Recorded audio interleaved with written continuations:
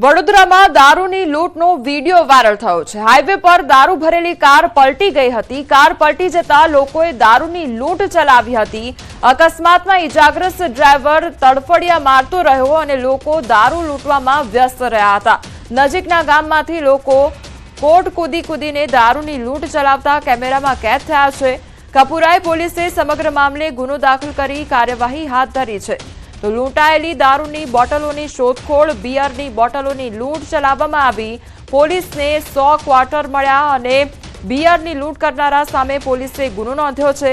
તો વડોદરા પોલીસે એક પુરુષ એક મહિલાને પકડ્યા હતા। ઈશ્વર મોહનભાઈ જાદવ, કમલાબેન ઉર્ફે કોમલ પટેલ પાસેથી 182 ક્વાર્ટર મળ્યા અને દારૂ બિયરની લૂંટ કરનાર અન્ય લોકોની પણ શોધખોળ હાથ ધરવામાં આવી છે। દારૂ ભરેલી કાર પલટી ગયા બાદ ડ્રાઈવર ફરાર થઈ ગયો હતો। ડ્રાઈવર સાથે કારમાં સવાર એક શખ્સ ગંભીર રીતે ઈજાગ્રસ્ત થયો હતો। લોકોએ ઈજાગ્રસ્તની મદદ કરવાને બદલે દારૂ બિયરની લૂંટ ચલાવી હતી।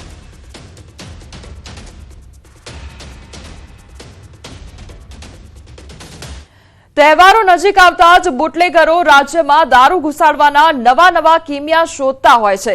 તેથી જ પોલીસ પણ રાજ્યમાં દારૂ ન ઘૂસે તે માટે સજ્જ થઈ જાય છે। ત્યારે ગુજરાત રાજ્યની બોર્ડર એવા નર્મદા જિલ્લામાંથી દારૂનો મુદ્દામાલ પ્રવેશી રાજ્યના શહેરોમાં ન વેચાય તે માટે જિલ્લા પોલીસ અધિક્ષક પ્રશાંત સુંબે દ્વારા એક્શન પ્લાન તૈયાર કરવામાં આવ્યો હતો। આંતરરાજ્યની બોર્ડર સીલ કરી દેવામાં આવી છે અને પોલીસ જવાનો ખડકી દેવામાં આવ્યા છે। આ સિવાય રાત્રિ દરમિયાન એલસીબી અને એસઓજીની ટીમો સતત પેટ્રોલિંગ કરી રહી છે। પોલીસની કડક ચેકિંગને કારણે બુટલેગરોમાં ફફડાટ ફેલાયો છે।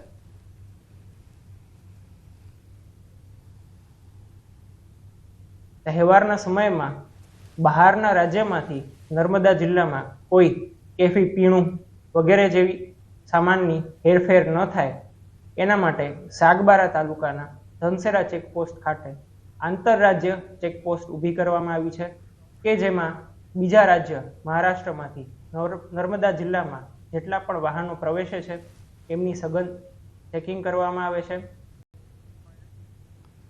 તો એક તરફ દારૂબંધીની વાતો કરવામાં આવતી હોય છે અને બીજી તરફ દારૂની ઘૂસણખોરી કરવામાં આવી રહી છે। એક તરફ અમદાવાદના એ દ્રશ્યો કે જ્યાં ડ્રગ્સનો જથ્થો જપ્ત કરવામાં આવ્યો અને કરોડો રૂપિયાનો જથ્થો જપ્ત કરવામાં આવ્યો છે। વડોદરાના એ દ્રશ્યો કે જ્યાં કાર પલટી ગઈ હતી અને તેમાં જે દારૂનો જથ્થો હતો તે જપ્ત કરવામાં આવ્યો હતો। પરંતુ ચોંકાવનારા દ્રશ્યો એ સામે આવ્યા કે ત્યાં આસપાસના જે લોકો હતા તે લોકો દ્વારા દારૂની લૂંટ કરવામાં આવી હતી, બિયરોની બોટલોની લૂંટ કરવામાં આવી હતી। તે અંગેના દ્રશ્યો સામે આવ્યા છે। નર્મદાના દ્રશ્યો કે જ્યાં બોર્ડર ચેકિંગ કરવામાં આવી રહ્યું છે અને સઘન તપાસ હાથ ધરવામાં આવી છે।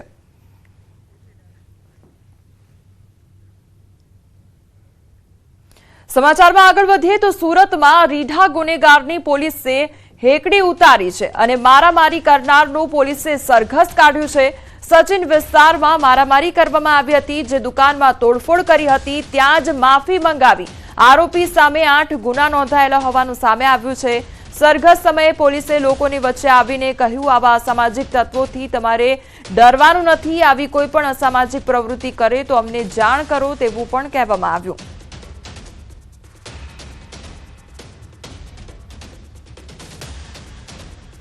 જે મુખ્ય આરોપી જે ગબરૂ ભરવાડ છે તે 8 ગુના છે, મેજર કહી શકાય એ પ્રકારના 302, 376 એટલે કે મર્ડર અને રેપ સહિત ખંડણીના બરાબર છે અનેક ગુનાઓ નોંધાયેલા છે। હવે કોઈ પણ જો બનાવ આપના ધ્યાન ઉપર આવે તો બિલકુલ અમને પોલીસના ધ્યાન ઉપર લાવો, જેથી અમે એ મુજબને કાર્યવાહી કરી શકીએ અને લુખાઓને એ રીતના કાયદેસર કાર્યવાહી કરી ન્યાય અપાઈ શકે। વડોદરામાં એમએસયુમાં વીસી બંગલો ખાલી કરાવવા હલ્લાબોલ કરવામાં આવ્યો અને એમએસયુના વિદ્યાર્થીઓએ વીસી બંગલાનો ઘેરાવો કર્યો તો ડોક્ટર વિજય શ્રીવાસ્તવ પાસે બંગલો ખાલી કરાવવા હોબાળો કર્યો હતો। વીસી બંગલાની કમ્પાઉન્ડનો ગેટ કૂદી વિદ્યાર્થીઓ અંદર પ્રવેશ્યા હતા। વિદ્યાર્થીઓનો રોષ જોતા ઇન્ચાર્જ વીસી દોડી આવ્યા હતા। 15 માર્ચ સુધીમાં બંગલો ખાલી થઈ જશેની ખાતરી આપી હતી તેમજ ગેરરીતિ સામે લડત ચલાવી રહેલા વિદ્યાર્થીઓને પોલીસનો ડર બતાવાયો હોવાનો પણ આરોપ લગાવવામાં આવ્યો છે।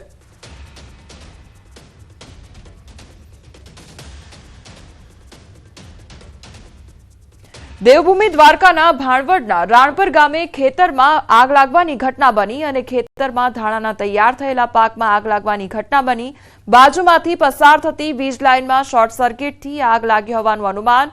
તો અંદાજિત 6 વીઘાના ખેતરમાં ધાણાનો પાક બળીને ખાક થઈ ગયો। ઊભા પાકમાં આગ લાગતા ખેડૂતના મોઢે આવેલ કોળિયો છીનવાઈ ગયો હતો।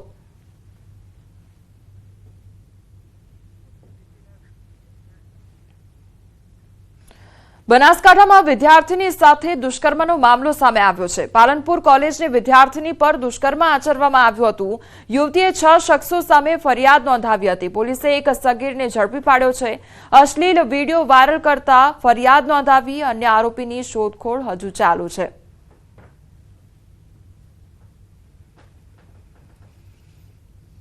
દીકરી સાથે અલગ અલગ રેસ્ટોરન્ટ હોટલોમાં 5 થી 6 જગ્યાએ તેનો બીભત્સ વિડીયો કે જે એક આરોપી જુવેનાઇલ છે તેને ઉતારેલો અને તે વિડીયો તેને તેના બીજા મિત્રો વગેરે ઈસમોને આપી અને એ વિડીયો દ્વારા એ લોકોએ દીકરીને કે અમે તને સમાજમાં બદનામ કરી દઈશું, તારા વિડીયો વાયરલ કરી દઈશું, તને ક્યાંય મોઢું બતાવવા લાયક નહીં રાખીએ, તેવી રીતે એને બ્લેકમેલ કરી અને તેની જોડે દુષ્કર્મની ઘટના વારાફરતી અલગ અલગ જગ્યાએ અલગ અલગ સમયે આચરવામાં આવેલી છે। જુવેનાઇલ જે બાળ કિશોર અપરાધી છે એને અમે હસ્તગત કરી અને તેના વિરુદ્ધમાં ધોરણસરની કાર્યવાહી કરવામાં આવેલ છે અને બીજા જે આરોપીઓ છે તેને શોધવા માટેની પ્રક્રિયા ચાલુમાં છે। મહેસાણામાં શિક્ષણ તંત્રની પરિવહન માટેની ગાઈડલાઈનના ભંગ મામલે જિલ્લા પ્રાથમિક શિક્ષણ અધિકારીએ કારણદર્શક નોટિસ ફટકારી છે। તેમણે જણાવ્યું છે કે ઘટનાની જાણ થતાં જ તપાસના આદેશ પણ આપવામાં આવ્યા છે। જવાબદારો સામે કડક કાર્યવાહી કરવામાં આવશે। તો આ મામલે તળેટી અને રામોસણા પ્રાથમિક શાળાના આચાર્યોને પૂછતા તેઓએ જવાબ આપ્યો હતો કે એસએમસી સભ્યો, વાલીઓ અને શાળા પરિવારની મંજૂરીથી ટ્રેક્ટરમાં ₹5.5 ભાડું લઈને 78 બાળકોને લઈ ગયેલા અને ગરીબ બાળકોને પોસાતું નહોતું એટલે સસ્તા ભાડામાં લઈ જતા અને સ્થાનિક બધી શાળાઓએ સાથે જવાનું નક્કી કરેલું હતું।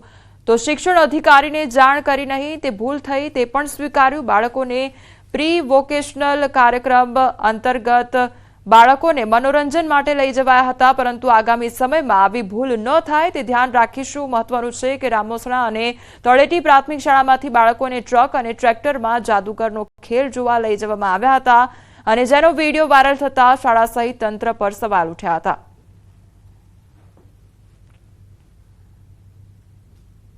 અમે બાળકોને પ્રી વોકેશનલ કાર્યક્રમ અંતર્ગત બાળકોને મનોરંજન મળે અને નવું કંઈક જાણવા મળે એના માટે એસએમસી કમિટીની અને શાળા પરિવારની મંજૂરી લઈ અને અમે બાળકોને આ જાદુગર જોવા લઈ ગયેલા અને એના માટે અમે 2 વાહન કરી અને બાળકોને સારી રીતે બેસાડી અને બંધ બોડીની ગાડી